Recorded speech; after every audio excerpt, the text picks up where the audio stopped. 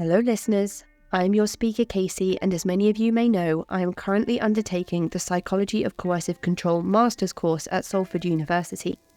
I hope that this course will make me more informed and better equipped for future projects and interviews on the podcast. In the meantime, I will be releasing renewed versions of older episodes with updates from previous guests. If you want to find out what I remember from the time of each interview and get in-depth updates from the guests, I've been writing blog posts as I go through older episodes and adding them to my website, cultvaultpodcast.com, which you can also find links to in the episode description. You can find links on my website for support on navigating recovery from cultic abuse, to learn more about how to help a loved one, or become more informed about the subject of cults and coercive control. My emails are still open, and I am carefully curating a list of guests to speak with once I am back to interviewing officially next year. You can find me at cultvaultpodcast@gmail.com if you'd like to get in touch. And now, on to today's updated episode. So hi, Zack, and thank you so much for joining us on the show today. I am really looking forward to chatting with you today because I have read your work. It was one of the first books I read when I first started the podcast, and I am excited to learn more about your personal processes. So would you like to start by introducing yourself to the listeners? Sure. Well, thank you for inviting me to be on here. I've heard a few episodes, and I think even a few colleagues in common you've spoken with. My name is Zack Bonnie. I'm the writer of 2 books about CEDU and Rocky Mountain Academy. And I've been kind of knee-deep in the advocacy work ever since the books started to drop. And it's been a really long process. And it really kind of changed my whole trajectory in life, actually. The writing was one force. And then the decision to publish and all of the decisions that came afterwards has been life-altering. It's really been a whole change to my life. So yeah, we can talk a little bit about that. Oh, and I guess it's important to mention as well that your writing and your work around advocacy will be the main focus of our episode today, because you've spent so long writing these books that we didn't want to spend 2 or 3 hours kind of reliving all of those experiences again, because of course people can go and pick up your book and read it to find out all of those details, which I do highly recommend. And I'm sure we will talk about some parts of the book, but I think that today we've decided that we're going to focus mostly on the writing and the processes, and then your work around advocacy. And that is really exciting for me. So can you just tell the listeners what years you attended CEDU? Sure. So I went to the Rocky Mountain Academy campus, which is in northern Idaho, very close to the Canadian border in the Panhandle. I went there in July of 1988, and I graduated the program. I was there for almost exactly 2.5 years, I think 3 days less of 30 months. So oftentimes the programs say that it's an average of 2.5 years. But actually there were some kids that were held back for longer. So that's not true. The average amount is actually longer than they portrayed it to parents. And I think it's just another one of the many things that I was like, gotta poke a hole in that. Mm-hmm. So I was there, and let's see, the Rocky Mountain Academy campus opened, I think, in 1982 or 3. So it was still somewhat new to the area. And then I lived there, and I ran away from there. And there's a whole, the way that I kind of compartmentalized the books and how I came to see that I had compartmentalized the memories was very much a first 6 weeks until the shock wears off, and almost everybody who went there ran away at some point, or And it almost always happened between like 4 weeks and 12 weeks, because like once the shock of it kind of wears off, then the mounting simultaneous pressures that are put on us as kids that are like, you know, pretty significant. It was almost like predictable that that's when somebody was going to take off from the campus and try to find, you know, hit the escape valve. So, you know, I was sent to a different program as kind of a punishment for running away from Rocky Mountain Academy. And that's in the second half of the first book. And to me, it's really about how the brain processed all of this new information. So for me, when I had to go back to RMA to finish the next 2 years of the program, most of which is covered in the second book, it was I had grown so much in those 2 months. Even though I was still 14, I felt different. Like something about my life had changed. And that was kind of important, because in order to kind of process all of the things that the program wanted us to, I was in lockstep with them at that point, because I had been like broken down. It's like in the second book, you had decided that you were going to conform immediately to the program in the way that the staff expected you to behave, in the way that they expected you to be. And I at 14, like I can't even remember how I was at 14, and I don't think I understood much of anything. So when you mentioned there about being 14 and trying to work through all of these things and learn things and understand the program in the way that the staff wanted you to understand the program, I can't even comprehend how difficult that must be to go through that process on a personal, isolated level as well, I imagine, because you were trying to work through all of this on your own, away from family and friends and things that are familiar. Yeah, and the real knuckleball is trying to unlearn those things later on in life. That's the real screwball here, is that all of this, like, we spent years dwelling on our feelings, like dwelling on them in a negative manner, you know, like where you were just like obsessed with yourself and how you felt. Does this person like me, and why not? And instead of it just being like an internal dialogue, we did this outward to group, you know, in group therapies, sessions called RAPs.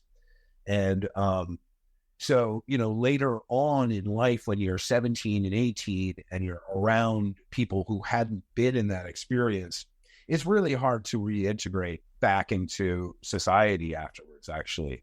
So all these things that I was learning and that all of the other peers that I had there were learning turned out to not be really a very marketable and useful skill in the real world. And in fact, quite to the detriment. You would like open yourself up to be vulnerable, expecting other people to do so. And that's not, as we know, the way the world actually works. So, you know, and the truth is, in just talking about it, you know, we're not really ratcheting down on why that's such a big deal. And I think one of the things that I was trying to do with the books, although I didn't really have, again, the boiled down version that I can say now, which is, you know, taking these simultaneously occurring pressures by the school environment, by being dumped somewhere by your parents, it created a whole new modality for the individual. And so trying to write from the point of view where I can describe all of these simultaneously compounding pressures was something I didn't realize that that's what I was doing until speaking with a researcher named Marcus Chatfield afterwards and reading some of his work. And I thought it was so fascinating because he was in the Scared Straight program at the same time that I was in CEDU. Oh, the exact time period. And wow. very different programs. And that's another thing that it becomes really uncomfortable to talk about all of these different programs and how much I've learned since, because, and this is going to sting some of your listeners perhaps, it's hard to quantify abuse. And, and even the wordage that you use in describing the places, like child psychological maltreatment, that's nice, and it distances the program from us a little bit. It doesn't mention the word abuse. It's child psychological maltreatment, and it's undeniable that we went through that. But certainly there's emotional abuse. There's ritual abuse. There's all of these terms that kind of come in. But the realization that our program wasn't the worst. There was worse places you could be sent. There was, but that's not to detract from some of the real harms that existed in the CEDU model. The longevity was a real big tool. I mean, to be somewhere for 2.5 years as 14 just sounds like forever. And it felt like forever. And it was oftentimes really torturous at first. And then over the course of time, you become institutionalized and you kind of get used to it, and you're kind of granted new freedoms and privileges, and it makes the time go by a little bit faster. So I understand that the manufactured environment that these places create is a really important conversation piece too. I think the way you've described the mounting severity of the program, sort of after the first 4 to 6 weeks, when you mentioned the shock wearing off, and then the eventual institutionalization that happens with each. Well, I don't want to speak for everybody, but with some of the residents of these, I think residents is the word that CEDU. You could say detainees. Detainees, yeah. I did have somebody email me a very long time ago and tell me that some of the wording that I used was incorrect when talking about people that had attended CEDU. So I just want to make sure that I'm not upsetting anyone. But I think residents was the word that was recommended to me. So residents. Well, I'm sure you are, and there's no way around it. I one of the things I kind of wanted to make a disclaimer too, which is, there's going to be a percentage of people who don't agree with me, and that think the program was really good, and they don't want to look at the Stockholm syndrome or their psychological how they dealt with the program as part of the force that made them believe that. There's going to be some, and another thing is that when I was writing the books, there wasn't the Paris Hilton out there. It was kind of a vacuum, and I didn't know how many people were going to poo-poo what I had to say or tell me to shut up or that I was exaggerating or lying. So I do feel like I helped, there was a door that was slightly ajar with many people who were advocates who'd come before and a few lawsuits. And I think I helped push the door open a little bit more. And then some of the real work in the last few years by Paris Hilton and Breaking Code of Silence movement really just smashed that door wide open now. So I do feel some responsibility and pride for that. Yeah, absolutely. I think it's like you said there about seeing the opportunity to be at the forefront of change and taking that opportunity and using it. And it kind of reminds me of the Me Too movement, where 1 or 2 people came forward, which I imagine must have been so incredibly scary. And it makes me also think of things like NXIVM, when the first 2 or 3 people start to come forward. And to be those people, it must be scary. You're putting your work out there, you've put your memoir out there, you're making yourself extremely vulnerable to be one of the first people to say, like, actually, do you know what? This program didn't work for me. And it's kind of had a really negative impact on my life since. And to be one of those people that then makes the snowball effect happen. We saw the Me Too movement has just made waves through the entertainment industry, and now I was just talking to my partner last night about how at a concert one time, Justin Timberlake pulled down Janet Jackson's top and her breast came out, and then she got cancelled for the rest of the tour, and Justin Timberlake continued on the tour kind of as the headlining act. And I just thought, after the changes that have been made around sort of equality and the Me Too movement, I don't think that well, I'd like to think that wouldn't be able to happen these days, and she would not have been persecuted in the way that she was. And I know that's not comparable to what we're talking about. It just kind of it all seems to fit in. And you've got these people at the forefront, such as yourself, at the forefront of change.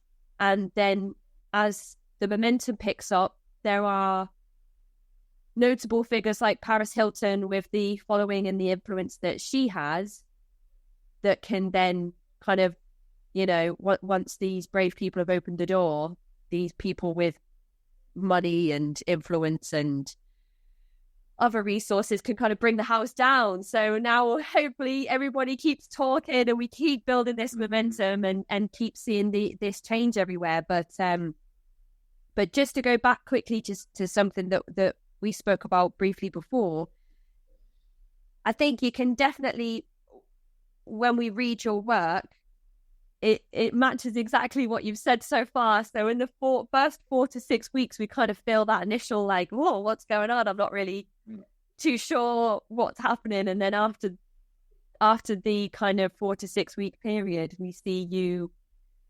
realizing that this is where you're going to be on average for 2.5 years, which doesn't make sense because I don't know if you knew of anybody that left way before 2.5 years. How would they make 2.5 years an average if they didn't have people leaving 2 or 3 or 4 months into the program? Well, unlike a lot of the places that are out there, there was a beginning and an end. Okay. So there was when we graduated, it was because we had gone through these milestone experiences, and you had to go through all of them in order to graduate the program. So there was no way to do it in a shorter amount of time. And really what's, I guess we'll kind of get to the end part of what we might talk about today real fast, because, in the final analysis, Casey, in writing about it, I really only wanted to write about the last several months of the program, but in order to really tell that story, and I've yet to do it, I haven't done that yet. And you've probably heard some of the things that are out there. Like we had this lifeboat experience where we had to tell everybody whether they lived or died, why. And then we had like rituals where we were buried, I guess, for lack of a better, died. And then, we had a chance to say everything that we regretted in life and how we would have done it differently. And mind you, I'm only 16 at this point. So it's a real powerful experience that you go through for 2.5 years that creates the level of, quote, safety. So you'll do these exercises that come in the last several months. So and you were a huge believer in the program by then. So you believed in all the dogma and all of the doctrine. And so in order to create and tell the story accurately, I needed to do the whole buildup from day one in slow motion, and it goes faster and faster and faster and faster until the end, at which point, which I haven't written it yet, hopefully the reader will, unlike having all of their questions answered to some degree in the first book, having so many more questions about what happens to a kid after he goes through an experience like this. And writing is hard. So after writing the second book and publishing it, I didn't do any PR for it, and I hardly made any social media posts. And in fact, I've been borderline allergic to staring at a computer screen because I spent so long just waking up in the morning. You were going to ask me about the process, knocking back some coffee, and, I would be writing 2 hours before the sun came up. And then I would sit there until hours after the sun went down.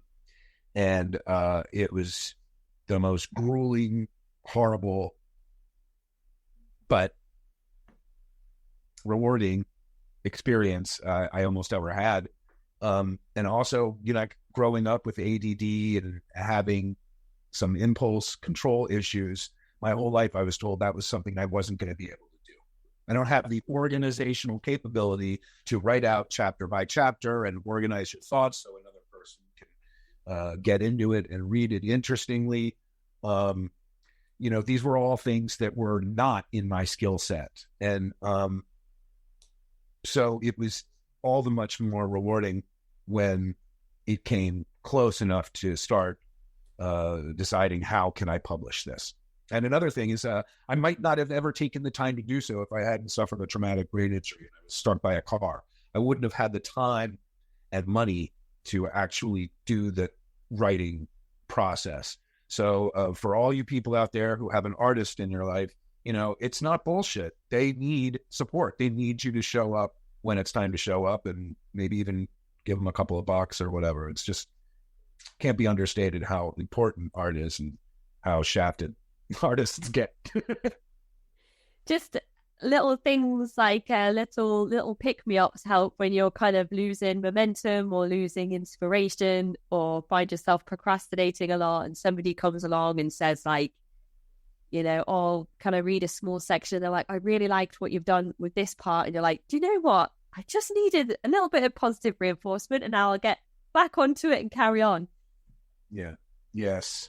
I do want, so here lies the rub, which is it takes a village to do this. It's not a solitary act. The writing is, but everything that comes after that is not. And I must call out my editor and Harley. She, first of all, just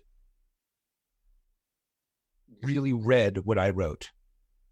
And that iteration has changed so much because of what she brought to the editing process and asking me the really difficult questions like, what did you mean when you said this? And let's unpack this thought a little bit, and putting the work back on me to improve it.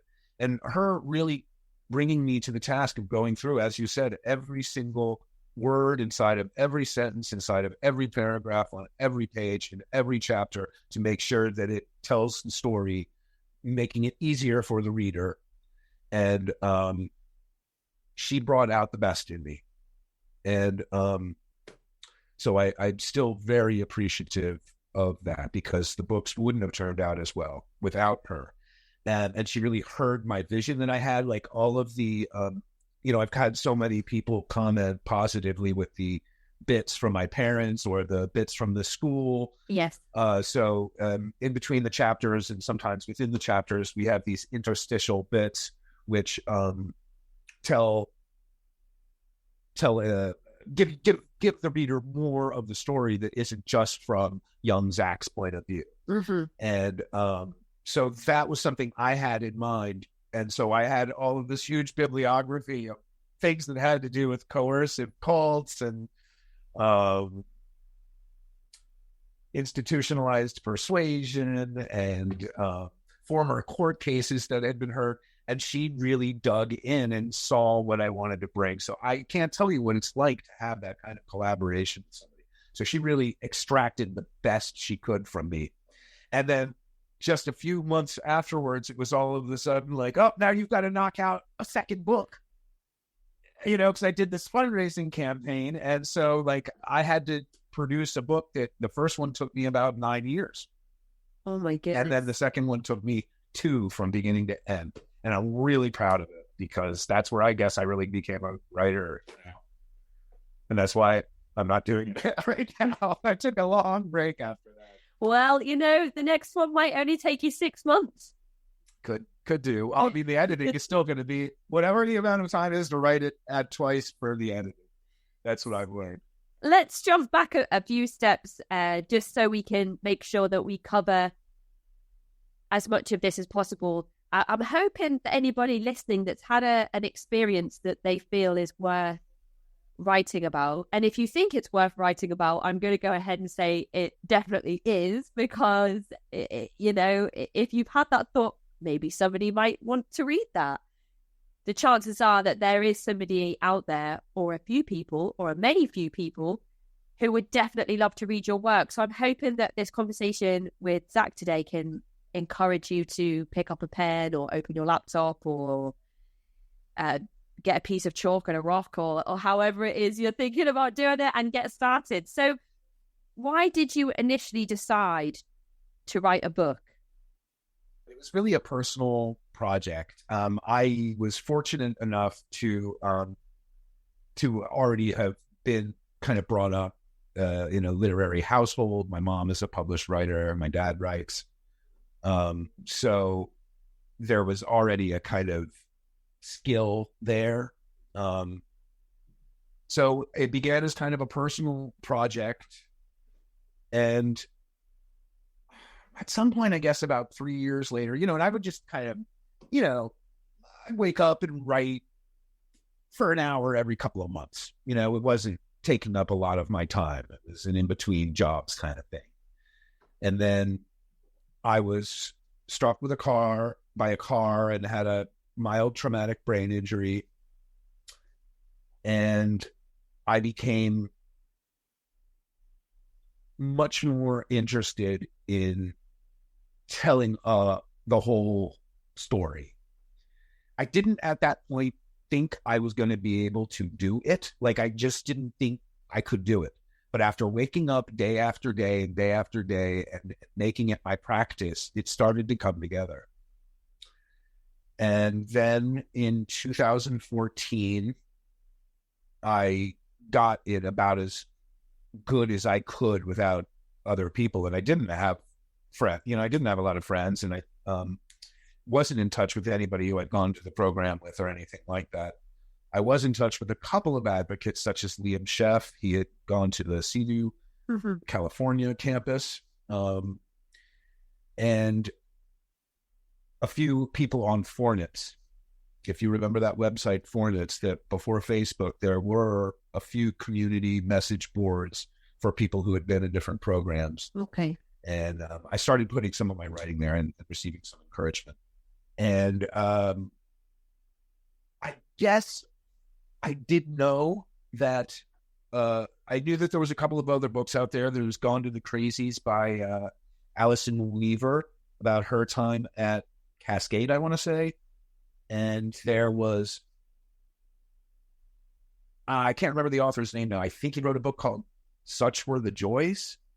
And he wrote about his divorce and had mentioned that he had either gone to CEDU or RMA. So there were a couple of places where it appeared in literature that I had read. And then I decided that, in order to really do this right, I need to go into therapy. I'm going to have to go. In order to really do this right, I'm going to have to go into therapy so I can actually retrieve. And that was really helpful, because being able to kind of give a 14-year-old the voice that he didn't have then to somebody who really wanted to hear what he had to say, even if it was 20 years later, was really beneficial to me. And so I also credit that experience with being helpful. When it came right down to it, the sitting there and writing, where you actually have to sit there and do it. It's not just talking about it. Like, oh, I could write a book, and oh, I could do this. It's the hardest thing in the world. It's such a hard thing to do. And as you were kind of alluding to earlier, you can't help it. Your thoughts are sometimes going, who's going to read this? How am I going to get them to know about it? So every fifth thought you have is about why you're doing the work. And you have to take that and just lop it off every 20 minutes. You have to just lop off that piece of you that wants to reward the part of you that's doing the work. Because there isn't, as far as you know, there really isn't one. And so that was really hard for me, because I think we come from a time of instant gratification. And, Facebook was out there. There was all these distractions. And I was like, no, I have to keep these blinders on, and I have to do this no matter what. And it did feel like torture sometimes. It was the hardest thing. And then doing it again. So to get into the advocacy thing a little bit, after writing the first book, I went out to Los Angeles, where I had the chance to meet Jody Hobbs, who started Survivors of Institutionalized Abuse. And I had the chance to meet Paul Morantz, who was the one who got bit by the rattlesnake. And it's so strange to hear you saying all these names, because usually when people come on the show and they talk about like famous televangelists and things like that, are kind of like, oh, well, but all of these people, because of so much of my time has been kind of spent hearing these stories and reading publications and articles and, you know, books such as yours, I'm like, I guess I know all of these people. Yes. Well, so right before the book came out, I went up there and I realized I wasn't really alone in this whole thing. And it really opened up my eyes. And then very soon after, like, you know, about a year later, the door was opening. And it was in part because my book was making a lot of rounds. That was a whole new part of this. Is, don't forget, Amazon was in the process of taking out all the independent and regular big publishers one by one. You know, what happened to the publishing industry in 1 year due to Amazon is very similar to what Netflix did with Blockbuster. Yeah, my dad works for Royal Mail, which is like the nationalized delivery service over here. You know, you post your letters, Royal Mail delivers them. We'll work for Royal Mail in their little red postbands and stuff. So also did the same thing to the postage industry when for a little while. It was a bit touch and go there for my dad and his job. But yeah, it's okay now. So I can't understand it from a publisher's perspective or an author's perspective, but from kind of the delivery side of things, yeah, I kind of can see it from that side of things. Yeah, well, I mean, it completely upended the publishing world. And I mean, as somebody who was like, I don't even really want to be a writer, I just have the story I really want to tell. So I self-published. To answer the question that you're going to ask, is I did kind of found my own little publishing company, not with the program, which I did have huge aspirations for, because many of the earlier advocates after my book came out thought that I was poised to be able to help out many of the other video, documentary, docuseries, book projects that were coming, you know, they were being conceived of. But gosh, I mean, there was, you know, website, you have to build websites and start newsletters and make content. And I mean, these are all things that are the opposite of the writing, you know, skill. And I just came to a point where I couldn't do it. I bit off way more than I could chew. And then meanwhile, after the first book came out and I had done the Indiegogo campaign to raise money and start writing the second book, I had all of the people that were reading the first book wanting to reach out to me and tell me about their experiences. And I got to tell you, over the 4 or 5 years now, I've heard so many disturbing stories. And I don't want to get into the whole like salacious side of it, because it's sad. It's people's lives, you know, who were sexually abused or had drug overdoses, or, you know, in some cases, a child went missing from the program and never reappeared. Families sued. You know, there's a whole, after these programs, part of it that the schools never know about, which is, you know, destroyed families in part because of the money that it cost or the control that it took from the youngster at the time. And sometimes even with the parents, there was a weaponization because they were in the process of an ugly divorce. There's just like so much meat here. It's very dramatic. So it's been a real experience to hear from kids who were treated in worse situations also, where there was a lot more violence. And, you know, like you said, there's always a way to say something the wrong way and step on somebody's toes. And there was mistakes made when I first started too. There was people I didn't know who they were, and they were asking too much of me, and I like blocked them on the internet. I realize now that I was having a trauma response to some of that. Like I couldn't handle it, and I didn't have a way to deal with it. And it took me a process of becoming an advocate and having much more conversations with more and more people to finally like find my own footing in this. It was really hard at first. There's so much that comes with advocacy work, and to be one of the first voices to shine to whistleblow on this industry that for so many years has only had, a certain amount of light brought, and attention brought to it.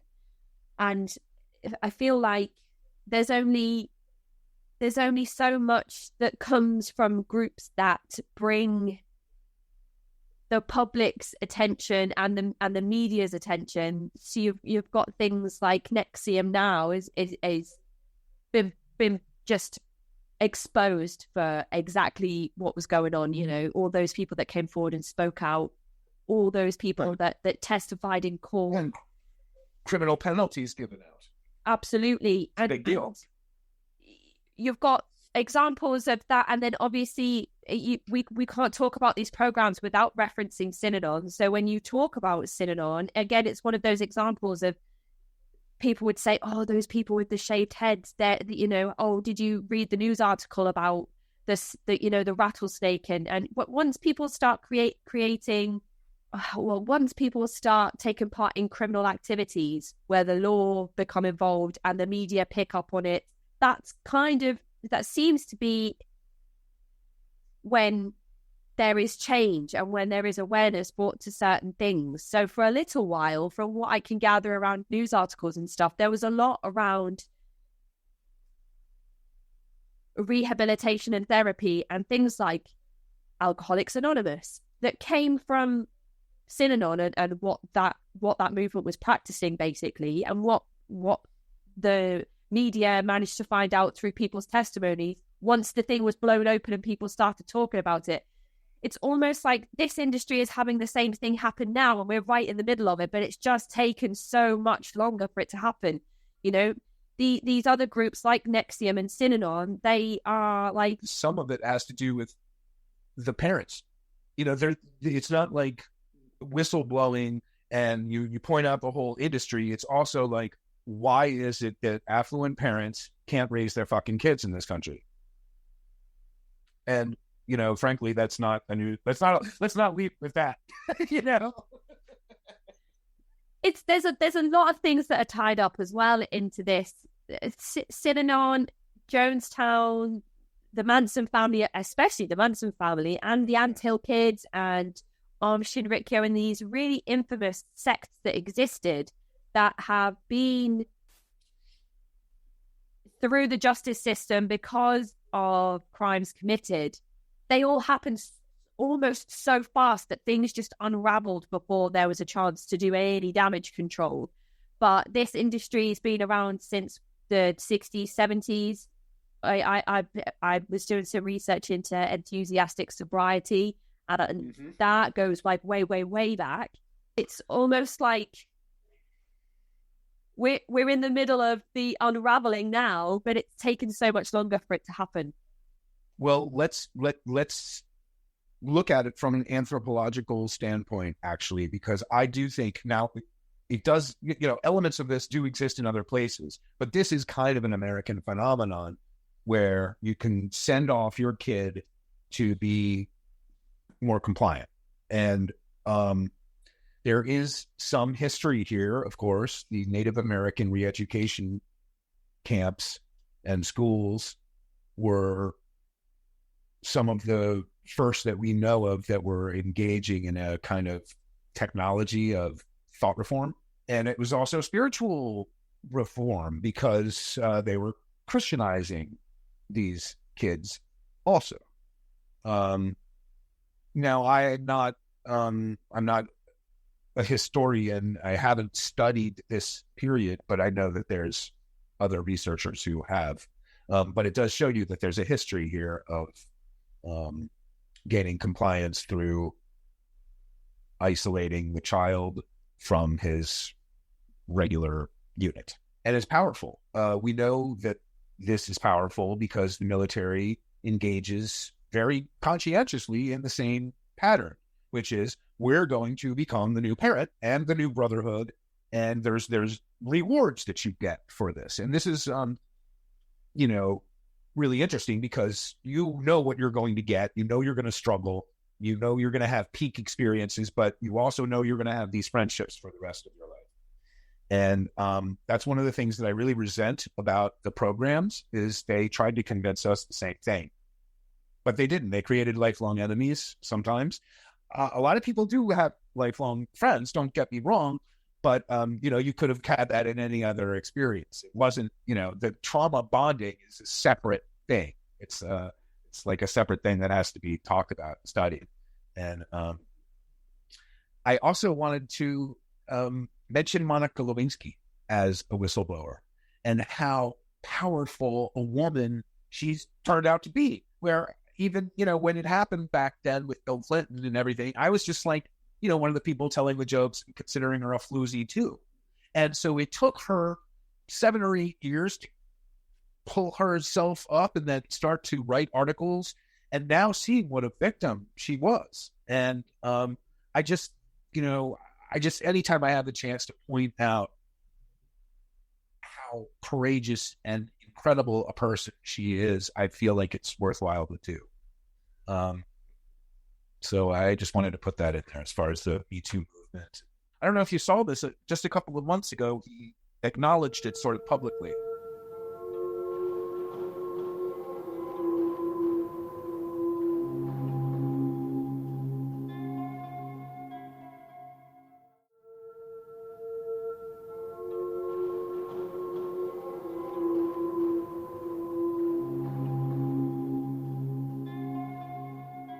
I thought so myself, and I wondered if there would be any more that came from that, because we know that a lot of these programs have had government endorsements over the years. There's been a lot to do with the Reagans around certain programs and things, and that was going to be another point that I was going to make as well. I wonder if the unraveling of this particular industry has taken so long because it has so many institutions attached to it. You've got big pharma with the encouragement of medicating or over-medicating children, as young as 8, 9, 10, and in these programs that medication continues, or the medication is changed, or there's a combination of things that children are put on to try and air quotes manage their behavior or make them more compliant, whichever way you want to look at it, or whatever kind of experience that you've had. But you've also got psychologists and therapists who are recommending these programs, and then you've also got court systems who are putting court orders out for children to attend these programs and or go to juvenile detention, and then you've got the evangelical movement in America, which is really pushing things like Teen Challenge that come across with the religious aspect and have the Christian teachings attached to the therapeutic side of things. And then there's also the government endorsements, which we mentioned, and the big manipulation of families, not just the manipulation of the residents in the program. So there's so many different tangents and so many different institutions that have benefited off of the back of this abuse of children, that maybe that's another reason why this has taken so long and why it's such an uphill battle. Yes. For all of these advocates and yourself as well to make this change, and that's why it's taken so long. And I can think of 2 or 3 other some legal considerations for you to kind of put in the back burner there, which is, when you are a child, when do you cease to be a child and get to be legally an adult? And, this is in flux a little bit because the parents, even the right to hit your kid with a switch, these are bringing up a lot of really important conversations that I think, even though it seems like they're not the same conversation, it's very much the same conversation. As that researcher, Marcus Chatfield, and I have spoken so much through the years, one of the reasons that we feel like this hasn't gotten the attention that it should is because it's a bit like pointing out that the emperor wears no clothes. it's a bit like, well, if it's okay to send kids, have them kidnapped professionally in the middle of the night, taken away from everything that they've ever known, brought against state lines to a place that they've never been to before, strip them naked and start screaming at them or beating them. Okay. So where do you draw the line between what would be like, you can't bring that up because you start to bring up what is the point of education and what is the point of good parenthood. So it's like, as soon as you start to poke holes in the authority structure, you start to point holes in the entire educational structure. And I think that's one of the reasons that people don't want to go too near this traditionally. And I'm talking about the media here. And you also have very powerful forces when you begin to make the differentiation between these privately paid programs and kids that are wards or burdens of the state, to use their term. Yeah. And so the funding and again, if you go back and really kind of look at it from a historical perspective, there were exposés about straight. There were exposés about the kids of New Jersey and kids of El Paso programs. There were even about CEDU in California in the 70s. So there does seem to be an effort here to bring it into the light and then let it go away again. And I just hope that we've reached the end of that cycle. Now you must know about what our Oregon senator, I think she is, her name's Gelser. She's passed a whole comprehensive group of statutes, I guess, in Oregon that limit these programs. And they're very concise. She has a very good understanding of the coercive nature of these programs. And I think she's going to be our big hero here. She has a really great understanding of this, and she has the ear at Washington to get it to hopefully pass. Because traditionally when they do these laws, they lose steam as they travel east and especially through the south. This is another thing that we've mentioned on the show as well. English law is English law. It doesn't change from one city to the next. But with America, states are so different. One state might not be able to have certain programs in boarding schools because of legislation that's in place. But then, 2 miles down the road across state lines, that state has different rules and laws, which means that a program that's been shut down here can reopen there, just under a different name or whatever. And we talked about this quite a bit on the show and how that's also problematic. And hopefully there can be some unity across the reform that seems to be happening as we speak. And with the media attention that you mentioned before, there is more and more coming out now. You mentioned the SIA, who I follow on Instagram, so I see the posts that they are sharing all the time. But it seems to be more indie papers or smaller platforms that will comment on these programs more often than the others. And again, it comes back to those endorsements that certain media outlets, the big giants, will have with certain members of government. And again, it comes back to what you mentioned before about, once you start to look at it closely enough, you realize that it's all linked together, and too many big companies and institutions are benefiting from the money that comes from one person attending one of these programs for upwards of 2.5 years, which is I don't know how anybody can exist in that space for that amount of time. Well, there's other practical considerations too, which are there's not a lot of archive footage. So if a production company that's owned by NBC, because they've screwed up so bad with their Matt Lauers and their Weinsteins, that they actually wanted to tell this story, and I from what I understand, maybe they do. it's also, what would the viewer get?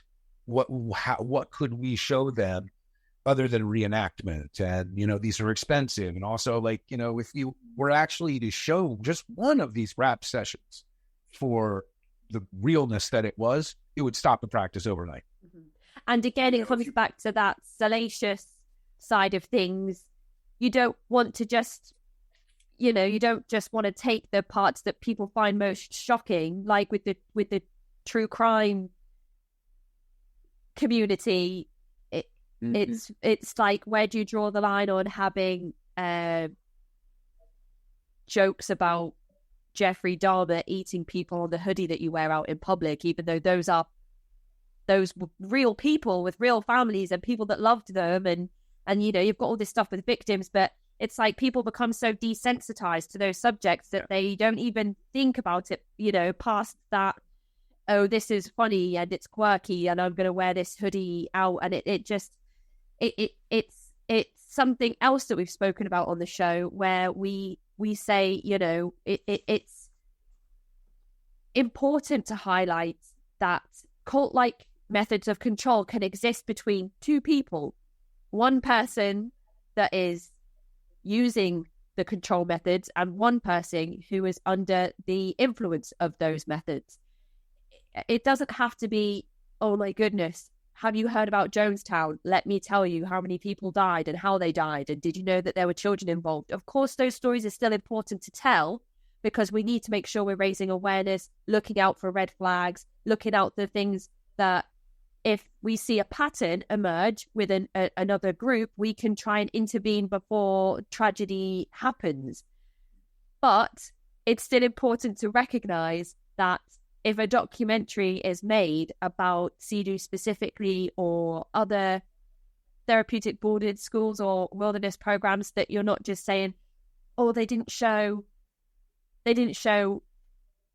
all this horrible stuff that I've heard about in people's testimonies. Because if that's all people want to see, then it's not doing the job of telling people's stories, personal stories. I'm doing that thing where I can't formulate my thoughts, but I kind of hope that I've got myself across. It's still important to highlight the practices that happened in CEDU and other programs like it, but they shouldn't be the center of what is discussed if people are only looking to get the salacious side of things. Because like you've mentioned before, and like Andrew, who I've spoken to, whose episode comes out in a few weeks but will have been released by the time this episode comes out, he is looking for helping people to adapt when they come out of these programs and have to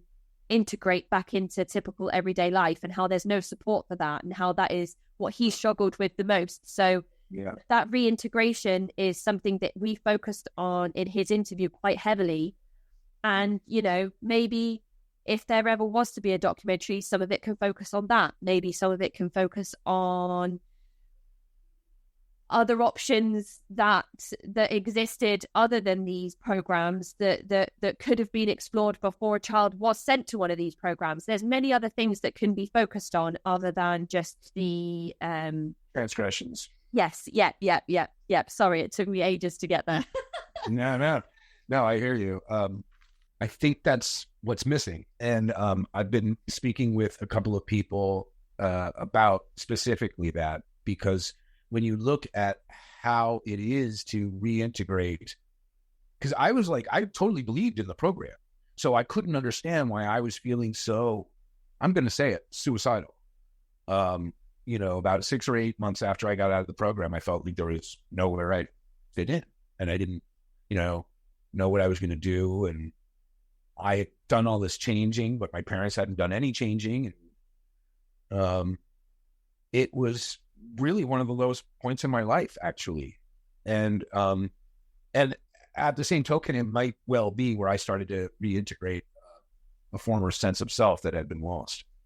I don't know. I mean, I haven't really uncovered too much about it in my therapeutic sessions, but there are similarities between people who are in all of these different programs react to things, because there's an umbrella that we were all kind of in the same. We had a stasis, whatever the abusive, neglectful situation was before we went to the program, then whatever the program was usually compounded most of those issues and told you that that was enlightenment, so that when you got out, you were actually just as screwed up, but you thought you weren't. And, you know, I'll give you a few examples. When I got out, I couldn't take a joke. I couldn't fucking tell when a friend was like messing with me, because I had been fucked with in this situation for so long that my brain reacted to criticism the same way that it dealt with everyday joshing, that everyday just banter between kids. Another thing, when I got out, the way that kids interact in the real world, we were told that was a big game. So we were always telling people that they were playing games and that they wanted attention, or that girls were playing attention games, and like just things that like you wouldn't be very popular either. And then you have the whole flip-aroo, which is, after having your adolescence taken from you, you engage in extended adolescence. So you increase your risk. You increase the amount of drug experimentation or sexual experimentation.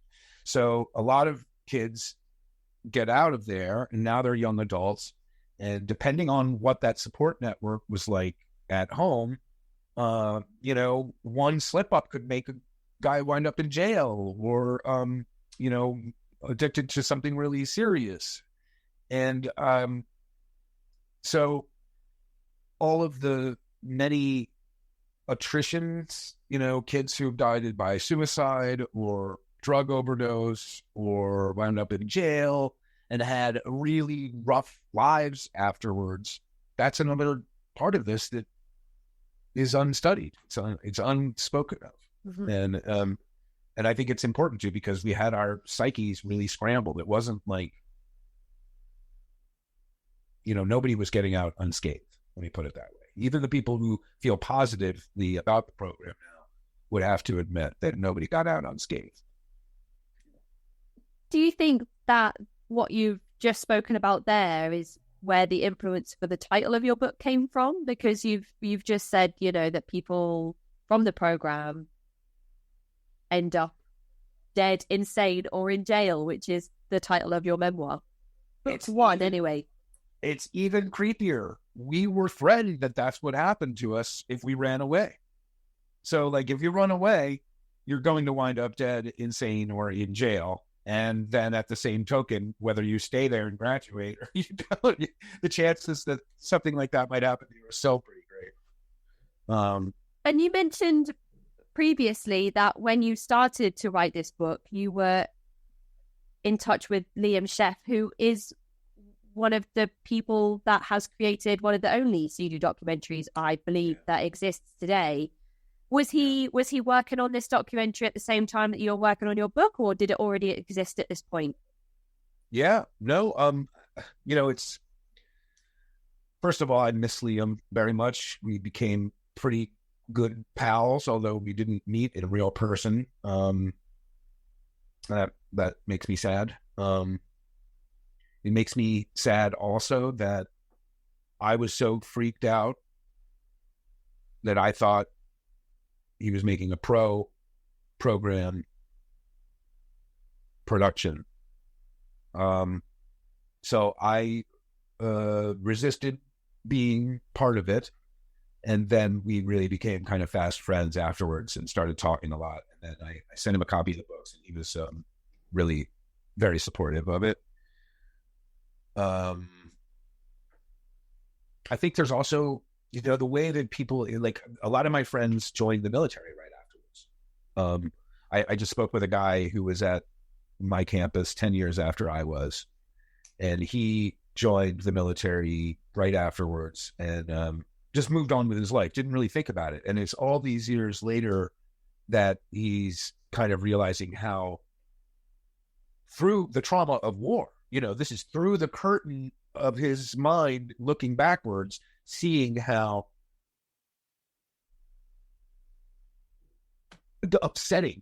unsettled his life was actually. And that, going to war actually made it seem like it was going to straighten things out, and it's really interesting for me to hear some of those perspectives. One of my closest little brothers also joined the Air Force right afterwards.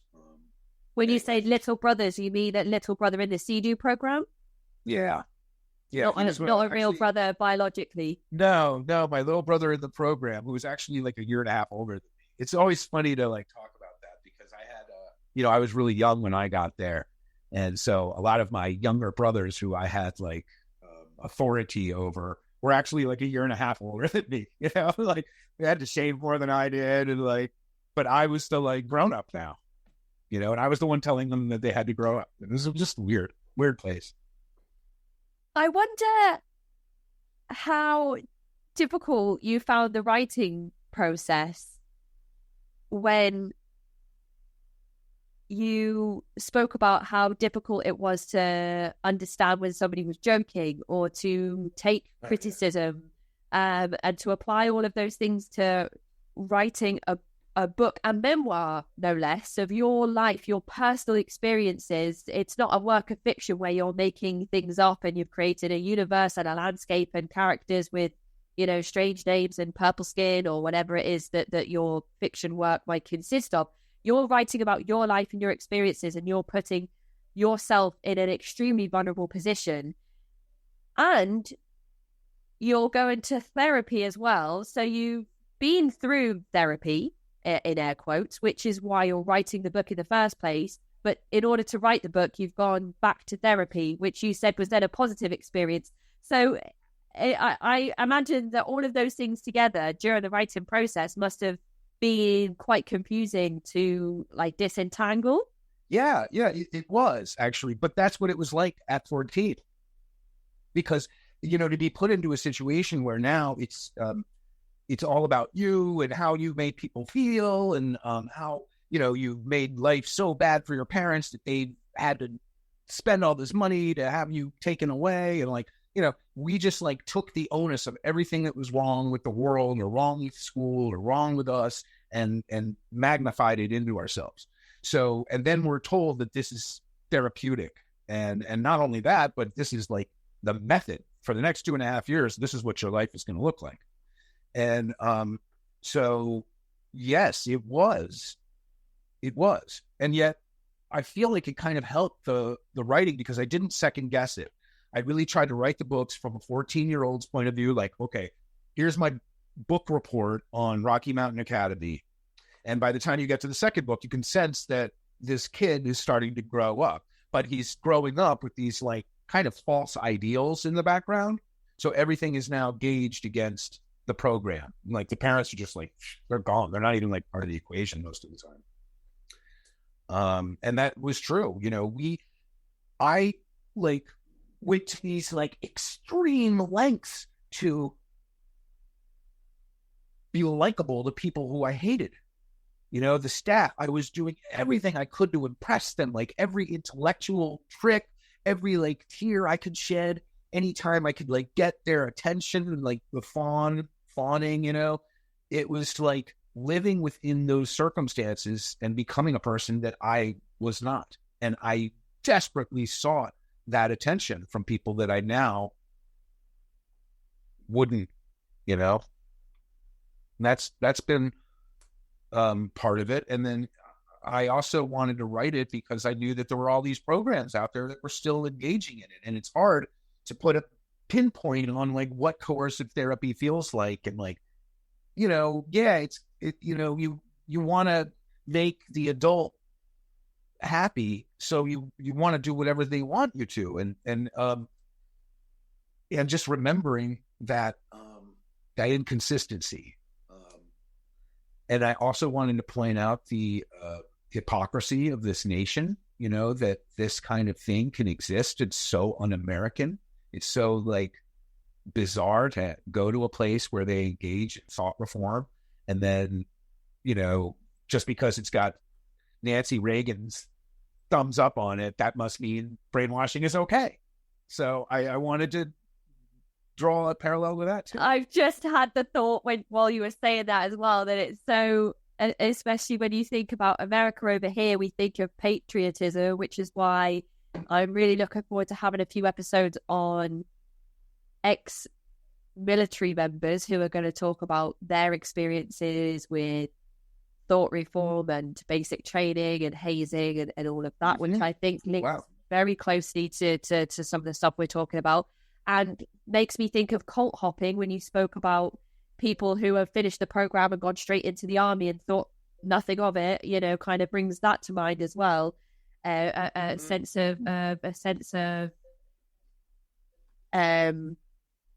normalcy almost after being in the program for so many years and continuing on to something that feels familiar, perhaps, when you go into the forces, from things that people have spoken to me about anyway. I've never been in the forces myself or in a troubled teen program, so I can't speak from personal experiences. But what you said there about, as a nation of hypocrisy, it's all about free speech, and it's all about,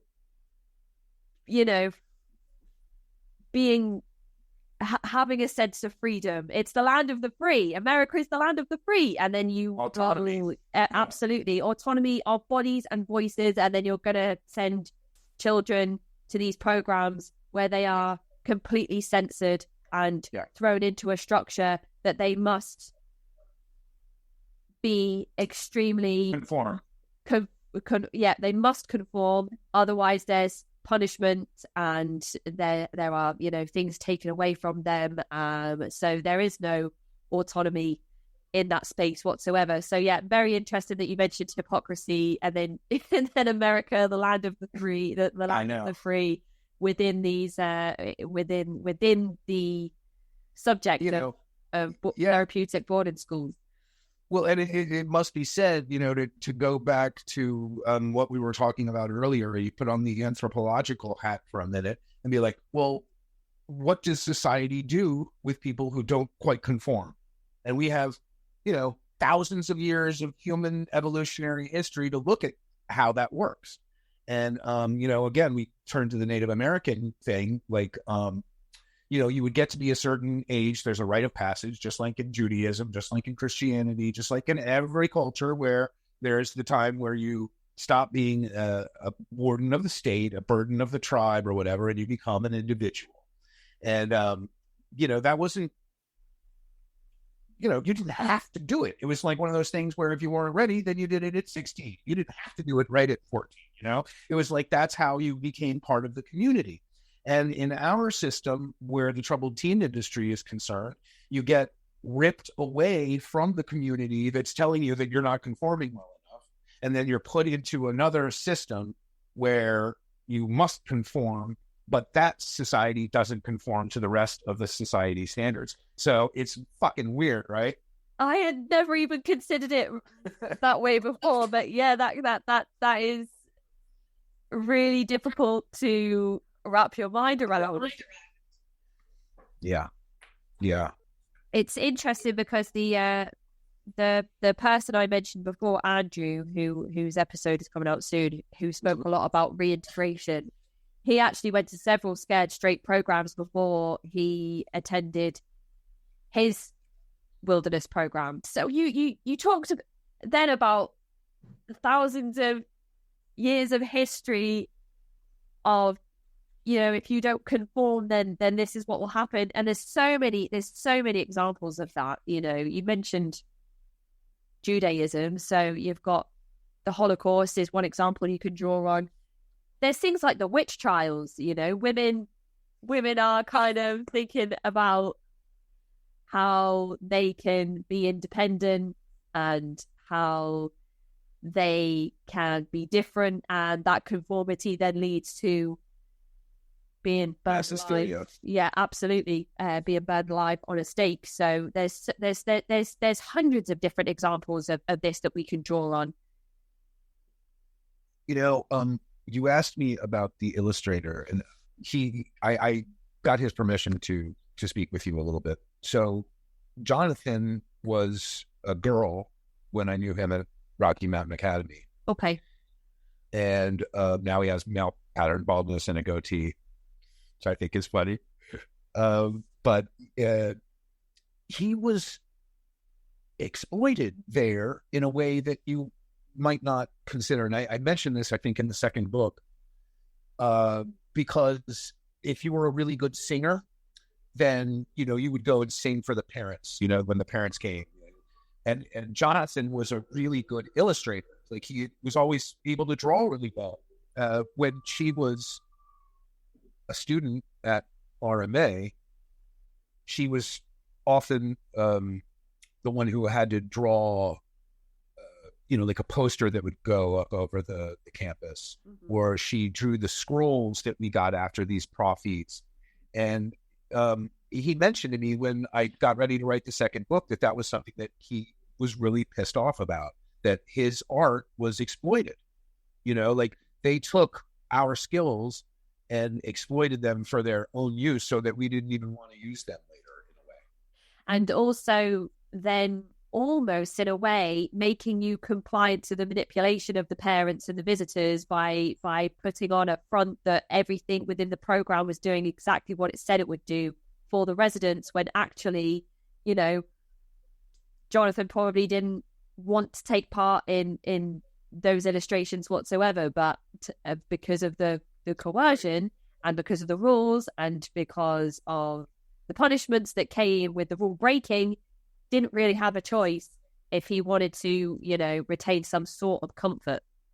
And more importantly, that CEDU was engaging in rudimentary versions of anti-gay conversion therapy. We talk a lot on the show about the LGBTQIA plus community. And when you mentioned Jonathan at the start, I didn't know if you were going to talk a little bit about how his experience may have differed from others, because he must have felt extremely oppressed within a program like CEDU, yes, where he probably felt scared to speak truthfully, or if he did speak truthfully, would then be in a very precarious situation because of being honest about that truth. Right. And it must be said, I mean, nobody left unscathed, but some people were bullied more than others. And I feel like, having to wear really flowery, girly dresses when you're questioning that side of you would be really confusing. And I just remember her experience there quite a bit. So it gave me some semblance of pride, I guess, to be able to ask him to do these illustrations. And he did such an incredible job. So pleased. That was definitely going to be one of the questions on the list, was, to talk a little bit about the illustrator, how you approached the illustrator and asked them to be involved in the project. Was it a discussion that did you know of Jonathan's skill set and approach him? Gosh, I'm trying to remember now. That's such a good question. I think when it came down to putting those interstitial bits in, that the realization that some sort of visual aids would be really nice, because I didn't want to just put like pictures of me as a kid there or something. I didn't want to do that. So thinking about what those illustrations would be, and here's how the conversation went now. I do remember I asked him to do illustrations, and then a week later he was like, so what, do you know what you want? And I'm like, no. He's like, I think you're going to do animals. And I'm like, no, I don't like that. And he goes, yes, you do. So it was one of those things where I was just like, okay, well, you've got the text, you can make it work. And sure enough, he really nailed it with these things. So he had a real good vision, and more importantly, he got to tell his story in conjunction with mine, which was cool, because I got a twofer, if you want to call it that, somebody to corroborate my testimony at the same time. Yeah, I've got the book here in front of me, and I'm just looking at the first animal that appears, and it's a very stylized and unique set of illustrations. So Jonathan definitely has a style, Yeah. And the front cover, again, you know, it just the contrast of the black and white really sticks out. It's great. It's great. And that's why I wanted to kind of just mention that collaboration, because the artwork really gives another it gives another level to the work. The books feel lovely as well, don't they? The books feel like really nice thick pages. I will tell you, it was probably one of the best moments of my life to hold the first paperback when it came. It was like a magical experience. You know, like a lot of the time you don't want to see your name or your image or hear your voice or something like that. This was different. It wasn't like a narcissistic, selfish. It was like, I've done something to the very end and I've done it the best that I can do. And that meant so much to me. I think that's why, and even why I'm agreeing to talk to you, what I got from the entire experience was such an accomplishment. And we're kind of weaving in and out of subject matters. We're dipping in and out of the writing and the processes, and you know, talking about the difficulties, but the rewards that come from pushing through those difficulties and arriving on the other side. We're kind of peppering that with things that make us angry about the troubled teen industry, which always seems to happen in these episodes. I'm sure my listeners are like, wow, Casey's really not happy about this one today. I seem to get particularly have a particular set of reactions with these episodes. I don't know if it's because I've done so many now and I still get surprised that things shock me and make me angry after all this time. I mean, you probably still have that to this day with people that you speak with. So I don't know if it's because of that I have strong reactions to this subject matter. We're also talking on the side of that, little small details about things that happen within the CEDU program. And I think that it's kind of a really great way to approach it. It's given us a nice overview of everything. And these are the types of conversations that I really enjoy. You decided to write the book. You were working on it. You had your accident where you injured yourself and thought, right, now I'm really going to sit down and take this seriously. You're doing a little bit every day, so it becomes almost like a ritualistic at that point. You're like, okay, I'm in my routine now. I know what I'm doing. You're sharing small bits on certain forums, so you're putting yourself out there. You're putting your work out there. You're going to a therapist to retrieve some memories. Once you feel like you've got a finished product, how do you find an editor? How does somebody find an editor? And is it a process of finding an editor that works well for you? Or once you've got an editor, do you just take their word because they have experience in that field and they kind of know what they're doing? What does that look like, and how does that work? Well, this is actually this might be one of the more interesting parts of our interview. When I was first beginning this and people were like, what are you writing about? Oh, what do you do? Oh, right now I'm writing. Oh, what are you writing about? I'd say pig fucking. So that's it ends the conversation. Then I don't have to say anything else. But in all seriousness, though, I would, for people who were really interested, I would say, well, there's 3 books that you could check out if you wanted to understand this. One of them is Snapping, America's Sudden Personality Change or something like that. But it's about the kind of new age post-psychiatric movement that allowed the 60s to have all of these new religious movements. And I would tell them that's one book, and then Cults in Our Midst and Robert J. Lifton's books, so that they could understand I think they're the 9 points of brainwashing.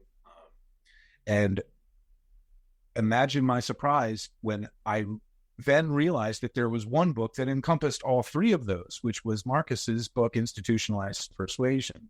And to find out that he wrote that as an undergrad project just made it all the much more impressive to me. So realizing that there was more about this world that I was writing about than I knew was a really big point, because I did feel really alone out there, and there wasn't anything like it. and how to then tell the story without exaggerating or just like blaming. That was something that I went back over and read that book so many times because I didn't want to just say the program is bad. It's bad. It hurts people.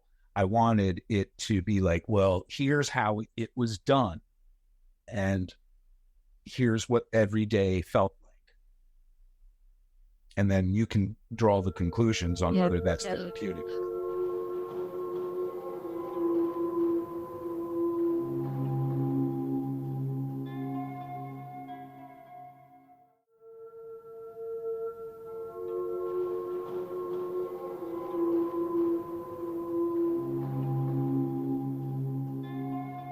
And that's exactly here, in the preface that you've written, that's exactly what you say. You're very upfront about the intentions of the book and what lies, within its pages when you say, beyond that, I cannot possibly understand or explain the intentions of a place like CEDU. I can describe a small bit of what it was like to be a kid there, although any description only hints at the helplessness I felt at first. So, you're very open about what people can expect. You can't read the book and be like, oh, that's why CEDU existed, because you've already told us that nobody really knows what the true intentions are or were when the programs were initially set up.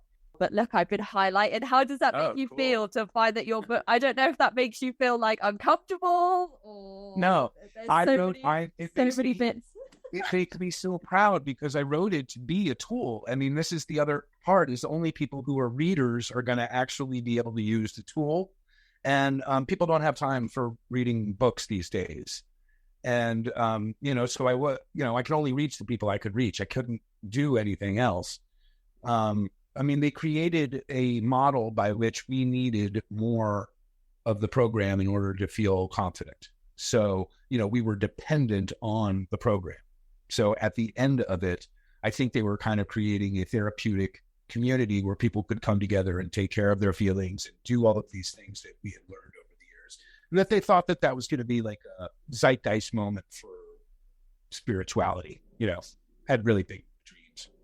It's interesting that you use the word dependence there as well, because going back to that struggle with reintegration into typical society, if the program is no longer there for you to access and you're indoctrinated, I don't know if that's the right word to use. I've been told off for using that word sometimes as well. So, by that point, you're so dependent on the program that when you no longer have access to the program, you can't function in a society that you are not sure how to function in the first place, because it's not the society or community or insular environment that you've been in for the last X amount of years. But also, isn't that the environment that CEDU had to create to maintain its devout followers? And all cult-like environments can only exist when there is that level of dependency, where people can't just say, do you know what, this isn't for me, I'm leaving, whether that's breaking up families and making them live separately so the families can't all leave together, so you'll stay because your child is living with the other children on another part of the commune, or whether it's the sunk cost fallacy of I've been involved in this for 25 years, or, with what happens with multi-level marketing schemes where people say, well, I've sunk $20,000 into this. I can't possibly walk away now. Whatever it is that has created that level of dependency, that's exactly what you've just said happens within this program. So a couple of things here. In writing the books, I also knew that I was exposing a cultic dynamic that existed in these therapeutic environments that we did not sign up for. The parents join the cult, and then we're the ones who actually have to do all of the cult stuff. Yes. That's in itself a very interesting place to begin.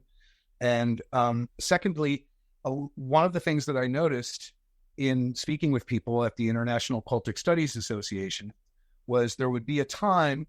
Snapping is just the term that's used, not like snapping like you're suddenly angry or something. It's that something snaps in you and you have a whole perception shift on yourself and your life, or what have you.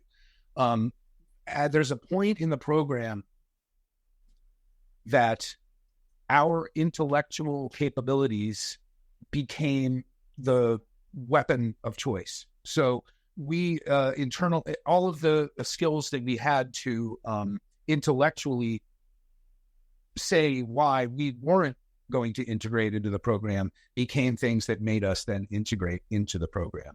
And that's unlike many cults where the inkling of, wait a minute, what, I don't have to live my life like this. I can start to see what it would be like to live without this group. That didn't exist in ours. It only compounded how much more we needed it. The last thought I wanted to tell you was, it was my first time publishing a book. So there were times where that inner dialogue is really long, and I may have, 5 years later, I can say there's some things I may have cut out to make some of that internal dialogue a little less thick. But I also want to tell you that it takes 11 or 12 hours to sit down and read the book without any break. Just sit down and read it. That's less than half of one prophet.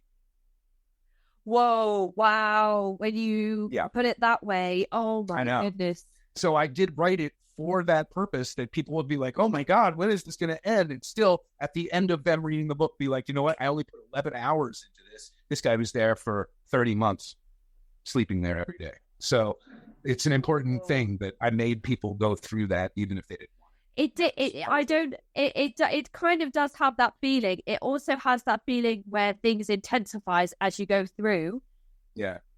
Like you explained at the beginning, that's how it kind of happens, because it's preparing you for this really long stretch of just overwhelming, really lengthy profits towards the end of your stay in the program. But it's broken up with the different segments that you put into the book. So just when you feel like you can't read anymore because it's exhausted to kind of get through all of these things, it's very clever how you've put things in there that breaks away and gives you a different perspective. And then you're like, okay, I'm refreshed, I'll go back through, and you carry on. And then when you get to the end, you do have that feeling like you have the oversight, but there's still parts missing, because obviously there's book 2 and one day will be book 3, we hope. So it definitely does have that aspect to it, and it's very cleverly done. And the fact that it always like, I read these books and I'm like, wow. And then the author's like, well, yeah, that was the intention. And I'm like, that is so clever. Because in English, when your English teacher would say, what did Shakespeare mean here? And you'd be like, oh, I think he meant this and this. And you're kind of just, throwing things out. But then for an author to actually say that's exactly why things were done that way, you're like, wow, that is right. It's another level of creativity. Well, in the first book, I also didn't know I was ever going to write again. So I didn't know there was going to be a second book. I mean, I really thought it was just going to okay, I'm self-publishing it. There'll be maybe 20 or 30 people that look at it, and then it'll die. That'll be honestly, that was the conservative and correct way to go into it. Be like, you know what, make it the best I can, so I'm proud of it. And even if nothing happens, at least I've done what I can do. And the thought that, this is just them talking to us. They're not making us do something, except, showing the kind of gray areas here where it's like, the disclosure circles and us walking around. It's still, it's screwy, it's uncomfortable, it's brainwashy, but it's not that bad. I did that on purpose too, because that was our integration into the program. In the second book, I go in a lot more. It becomes much more physical because of how the exercises in these program profits were. And I really proud of the second book. I wish I had done a little bit more marketing, because there's a lot of people that read the first book thinking that's it. But they don't know that there's a whole nother 2 years of the program where they can really get into the details of these raps and profits. And I just haven't had the energy to tell them. I don't know how to get the word out there, and I'm done asking my friends to do that. As a writer too, everybody I interacted with was like, will you buy my book? Will you review my book? Will you tell your friends about my book? And I got to a certain point where I was like, no fucking more. I can't control this. And I can't let my happiness get tied up in that. Yeah. But I do feel like the second book hasn't gotten its due attention.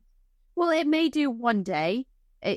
You never know when that surge of motivation might come back, or when you feel like one day you can get in touch with a network of people who are in a position to be able to help you market things. 'Cause social media and things change all the time. I really struggle with social media, so I have absolutely no words of wisdom or advice whatsoever. But this episode is one way that we can get the word out there.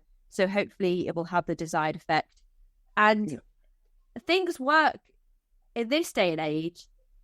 There's never just one of anything. There's always a sequel. There's always a part 2. There's always a next Friday, there'll be a new episode. Everything works in series now. So it's almost in keeping with the way that Netflix works and Amazon Prime and even YouTube, the way that all of that instant gratification that we spoke about before, the way that it works is that you don't get everything in one go.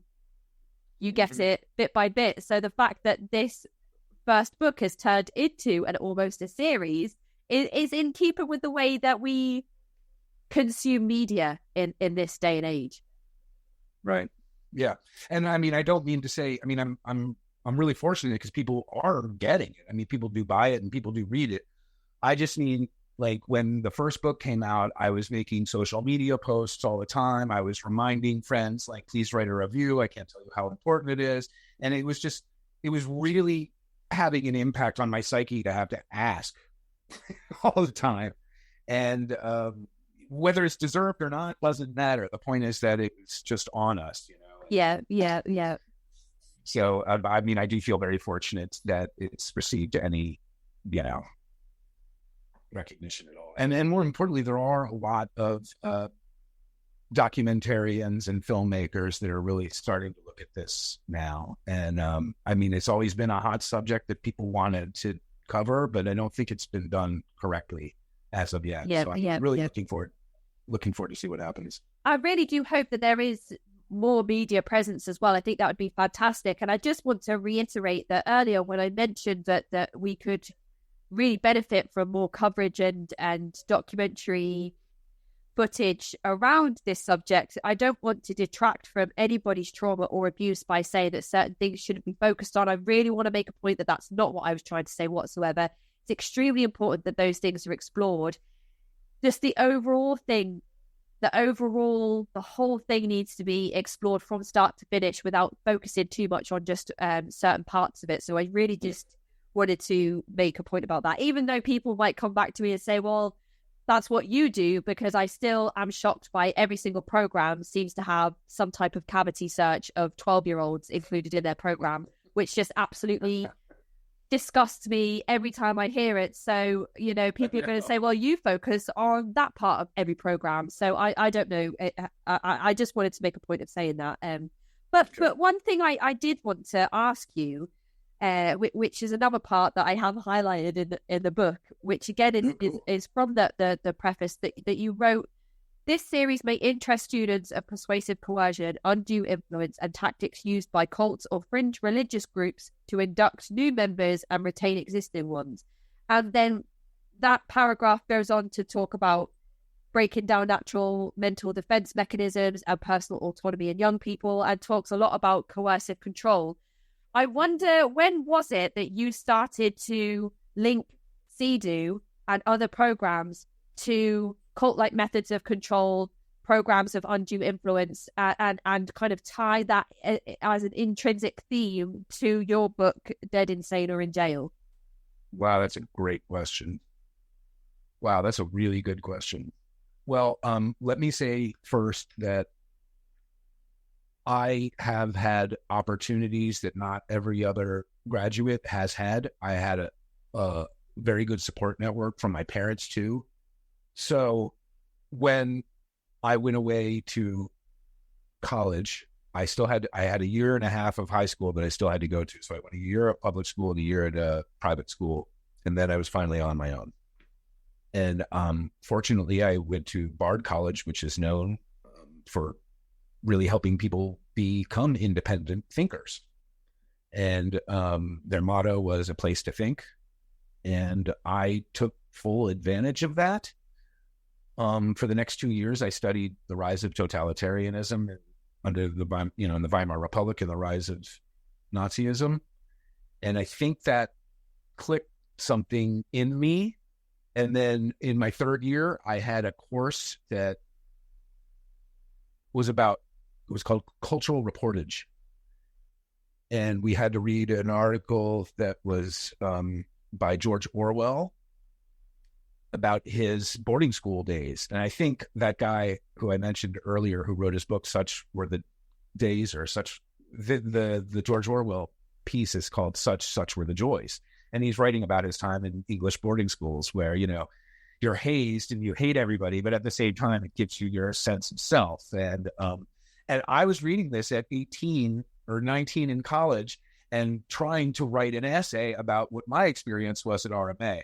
And so it was 12 years later that I started writing the book. But that's how long it was gestating inside of me, that I knew I'd gone through something that wasn't right. I know I'd gone through something that was totally homophobic. It was kind of like, had weird racial undertones. It was... the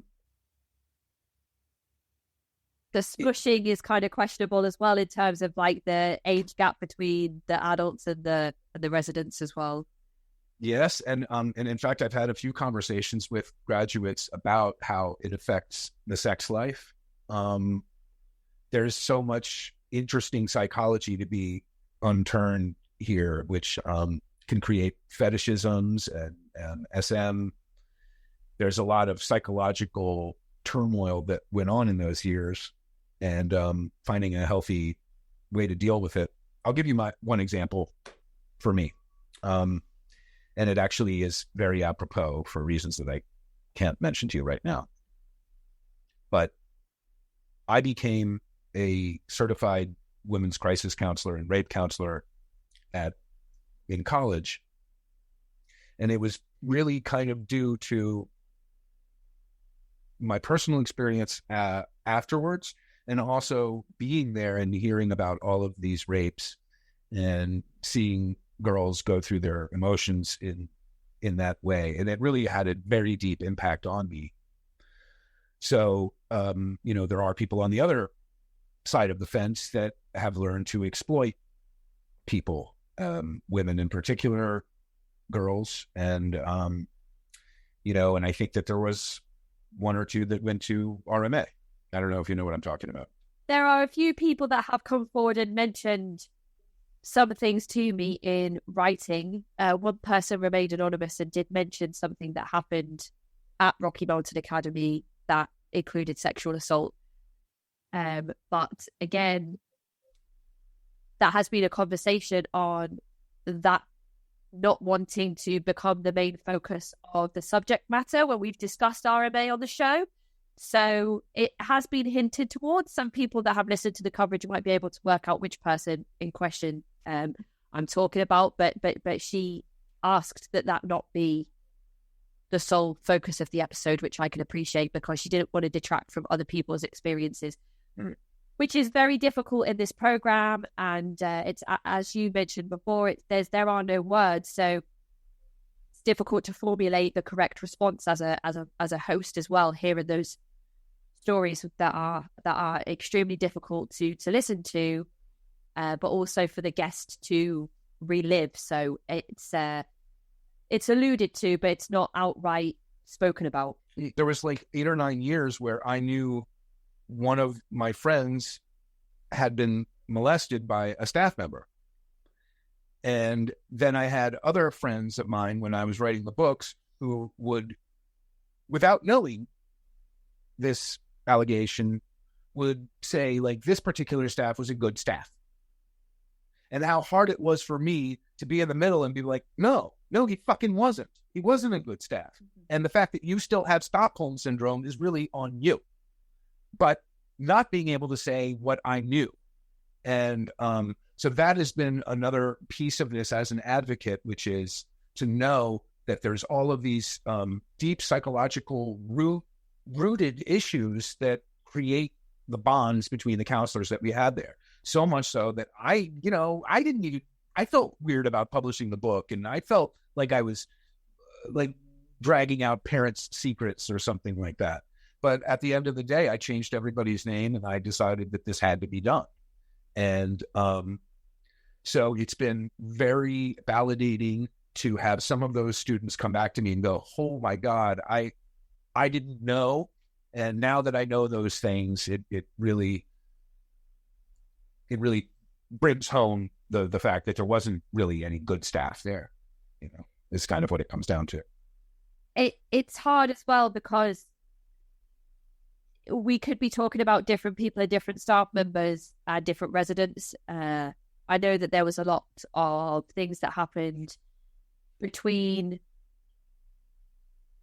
residents themselves, and then other things that happened between staff and residents. So we could be talking about completely different people, because as you mentioned, there's a lot that went on that's public knowledge. There's a lot that went on, I'm sure, that's discussed between the spaces, like the Troubled Teens forum on the Troubled Teens subreddit. And then there's probably hundreds of things that happened that will never be common knowledge to people That's right. like myself. So it's very difficult to think about those things, and difficult to remain partial or even close-lipped about things that are not our experiences to share, even though we know that that person may now be working in other education facilities or other programs such as the one that we're talking about today. So it's a very, very tough one. Very tough one. Yeah. Mm-hmm. Yes. You just mentioned another important point, though.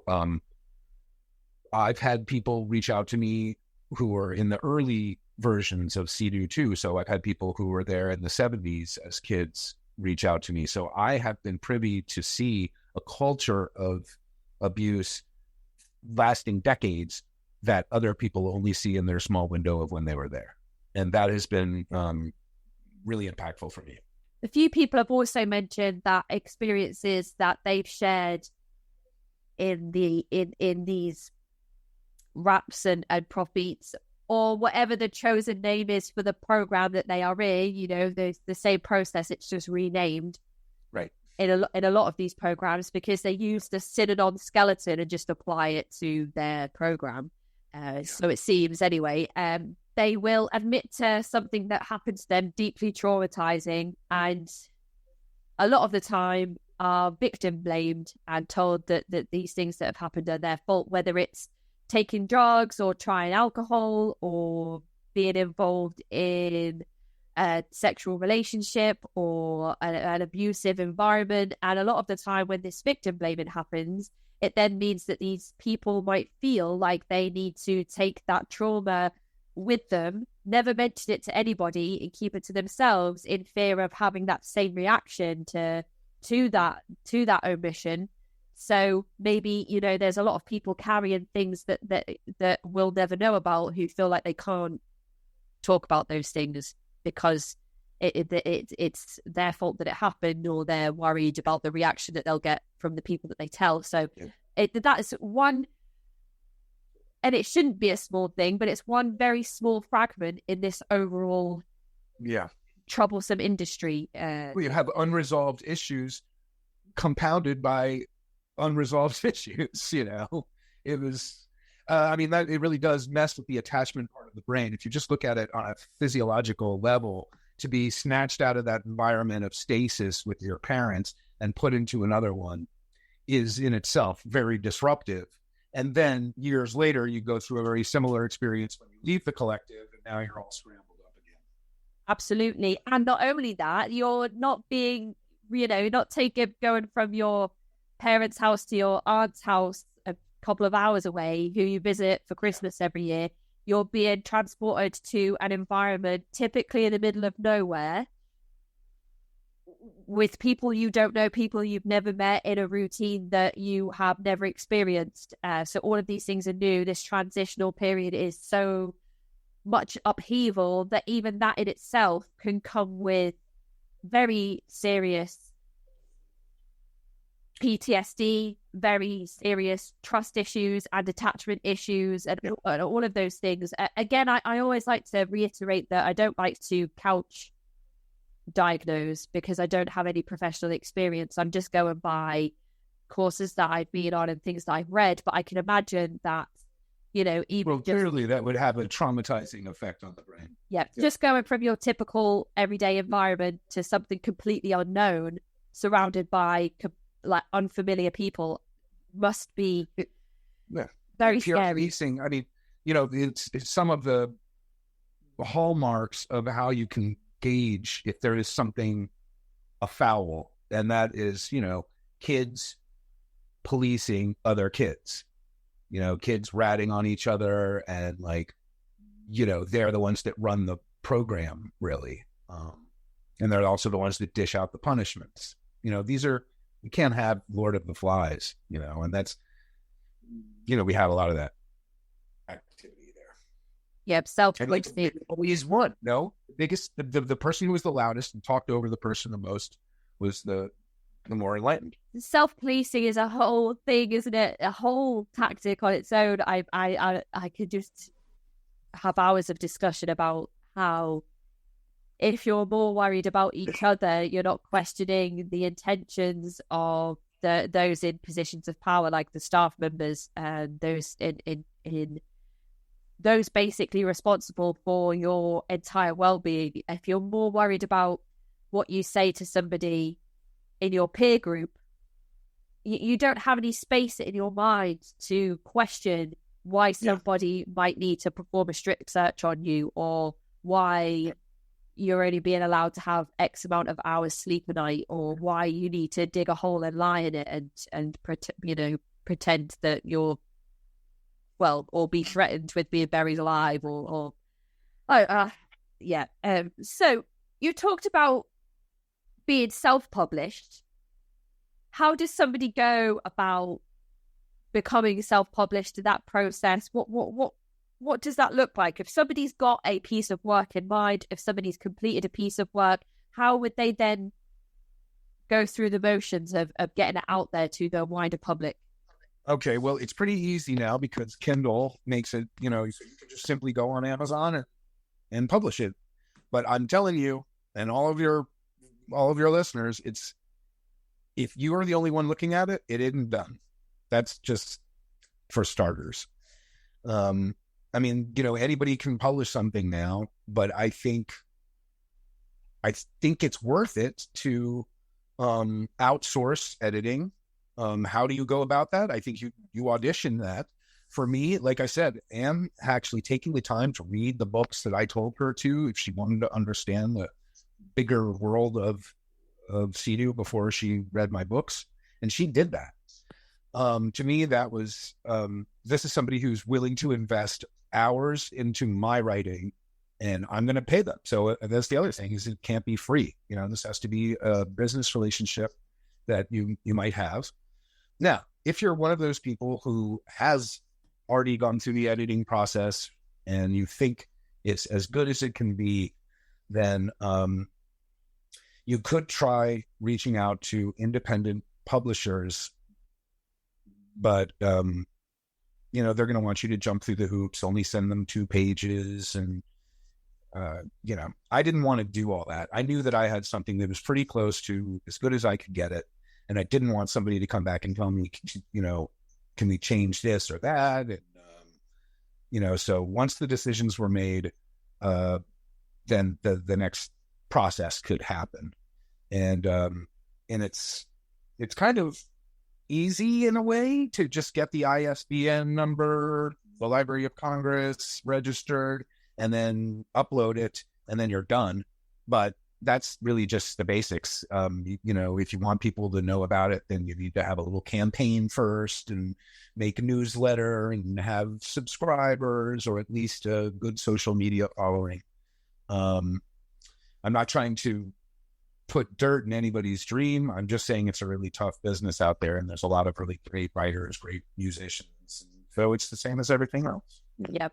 Absolutely everything that you've just said can be applied to podcasting. absolutely all of it. I remember reading a post on the r/podcasting subreddit that said something like, if 90% of my podcast is me doing social media posts and trying to raise awareness of my podcast, then I don't want to be a podcaster.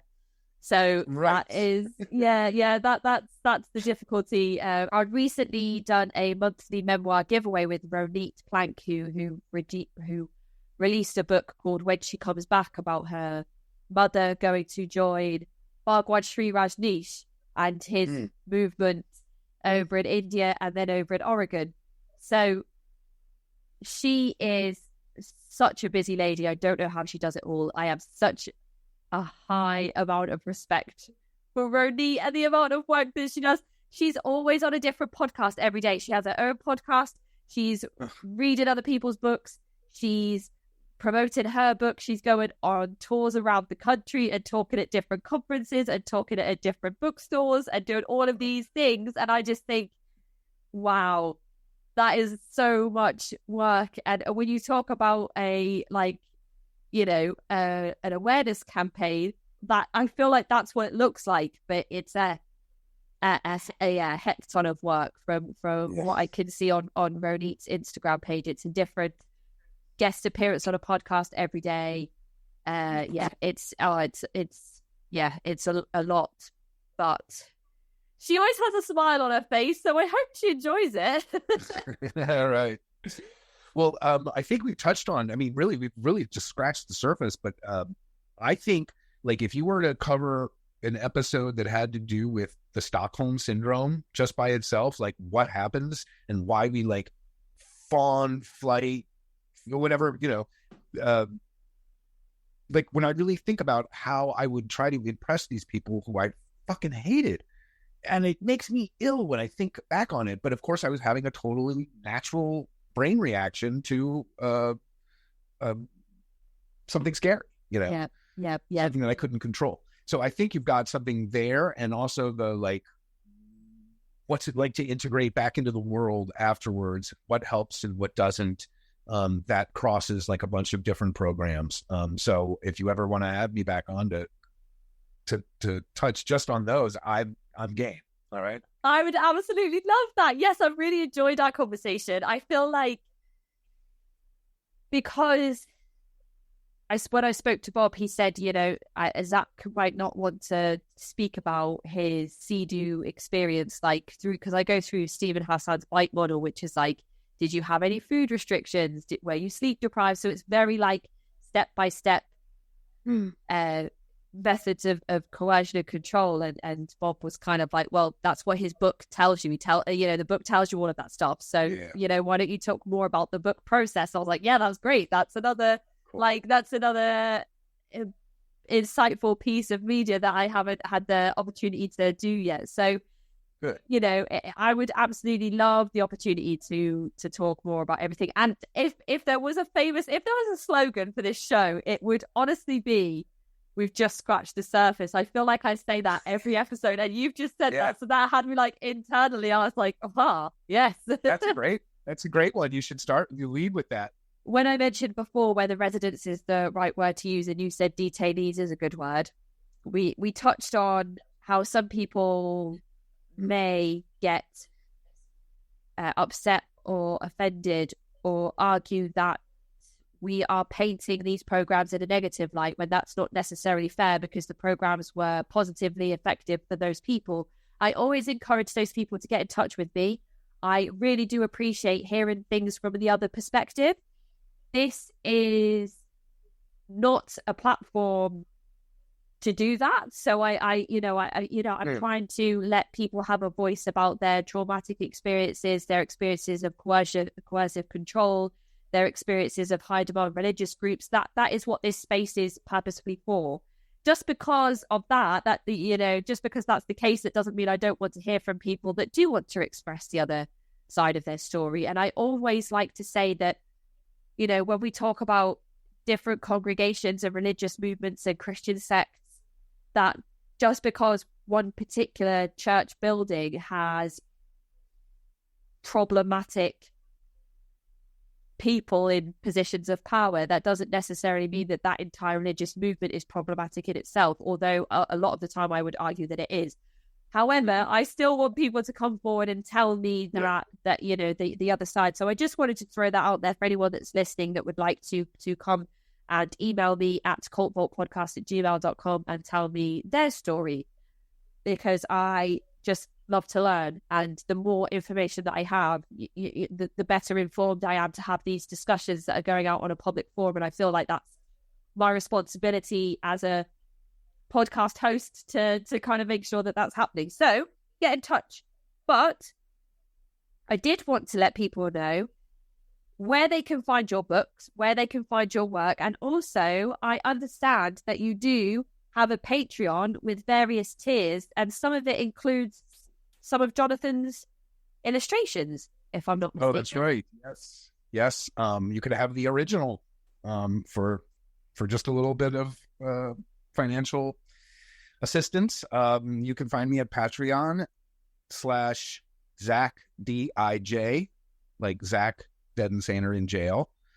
You can also go to deadinsaneorinjail.com and either sign up for the newsletter or just drop me a line.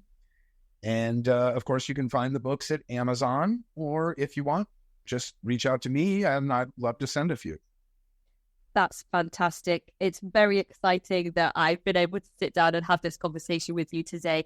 And because we haven't focused on your, or we haven't focused too much on your personal story, we've focused a lot on the political side. It's given me a platform to get some of my anger out. So I really appreciate that as well. And I am looking forward to going out to get the second book, to read that. Perhaps when I do the monthly giveaway in January, which will now be running as we speak, I can include part 1 and part 2 of the book, if that is something that people would like. And also, I do feature Zack's book on one of my Patreon tiers. So if you subscribe to my Patreon, I think it's the top tier, so it's like $20 a month, you will receive a copy of Zack's book that I will post to you.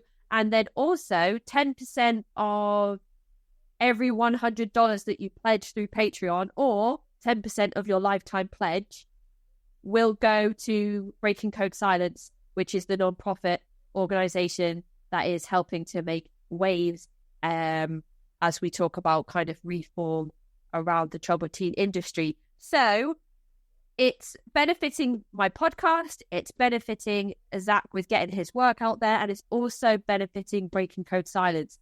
So if anybody would be interested in signing up, you can do that. If not, you can enter into the monthly memoir giveaway at cultvaultpod. All you have to do is like, follow, and comment on any of my social media posts across January for a chance to win one of 3 copies of Zack Bonnie's memoir, Dead, Insane, or in Jail.